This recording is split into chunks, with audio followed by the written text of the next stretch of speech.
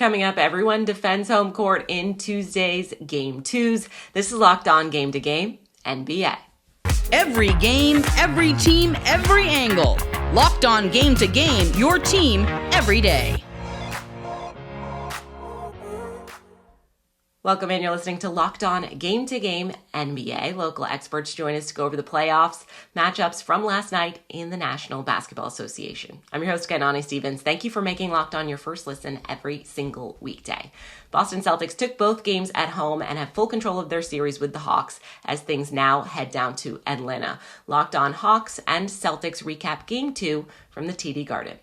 Hello, friends. My name is Brad Rowland, and the Atlanta Hawks are now down 0-2 to the Boston Celtics after a Game 2 loss up in Boston, 119-106. The Hawks were actually up by 11 points in the first quarter, and then from there, it was all Boston all the way through the end of the first half into the second. The Hawks were at least competitive in the fourth quarter, within 8 or 9 points in the fourth at different times, but never able to get over the hump. And the Hawks really had issues on both ends of the floor. Offensively, three-point shooting was actually emphasized at a high level, which is probably the right move for Atlanta in this game. They did not make those shots other than DeJounte Murray and Bogdan Bogdanovic. And then defensively, it's been the same story all year long for this Hawks team. The inability to stop anyone at the point of attack that led to breakdowns. Boston setting a new team high in the playoffs for like 25 years in points in the paint. All kinds of issues, and the Celtics just continue to make shots, take them efficiently, and convert them. And it's basically putting a lot of pressure on the Hawks to be perfect without Trae Young playing at the absolute highest levels as well. The Hawks will now return home for Game 3 and Game 4 in Atlanta with an opportunity to at least make things interesting. But for now, Boston has been the far superior team through 2 games. We'll break down the rest of this series and more on Locked On Hawks podcast. Boston Celtics survived maybe the best the Hawks can give them and pull away for an easy win here at the TD Garden. I'm John Corrales of the Locked On Celtics podcast. 119-106. The Hawks got a couple of late baskets to make it look a little closer than it actually was. The difference in this game really was Derek White, who was a monster all over the place. 26 points, but also a ton of great plays defensively.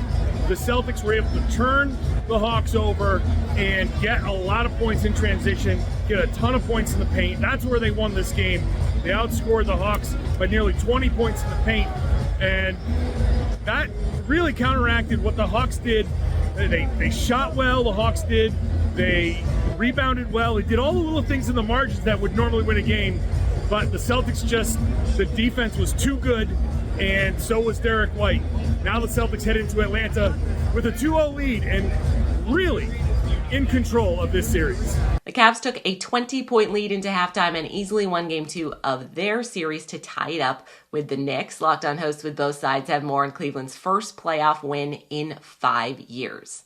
Chris Manning here. Cavs are now even with the New York Knicks. Darius Garland's big night did it. Garland finished with 42 and 7 assists to get Cleveland tied up 1-1 against the Knicks. This was Darius Garland's arrival in the playoffs. This was Darius Garland making his presence felt. They didn't need Donovan Mitchell to drop 40 or 50 or 60 or 70. Mitchell's uses went down. The Cavs' vibes went up, and Garland was awesome. Also, clean up the offensive play. They got good minutes already in the game. So, football time, check out Locked On Cavs wherever you get your podcast. As they fall 107-90 in Cleveland and head back to MSG, tied up at a game apiece. I'm Gavin Shaw of the Locked On Knicks podcast.